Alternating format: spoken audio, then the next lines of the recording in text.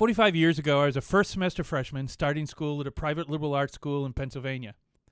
It was my second month at school, living away from home, and all my horizons were exploding. My school was vested in experiential and international learning and had a very liberal field trip policy, so liberal that when the Arts House requested vans for a trip to New York, they gave them to us. It turns out that New York City was having a wild weekend, even for New York City. Ladies and gentlemen, Simon and Garfunkel. Where have you gone, Joe DiMaggio? A nation turned its lonely eyes to you. We drove up into the city, and as we approached the park, we found bedlam. Chaos. Cars desperate to fit in parking spaces had intentionally rammed cars in their front or back to create space.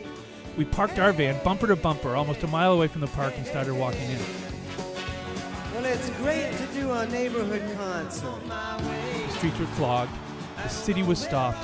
Drugs, alcohol, police, everywhere. We, the polo-wearing private school kids, walked through the chaos to the park. We separated into smaller groups as the over-18s hit bars, and I and a few other freshmen hit the park and marched toward the sound of the music.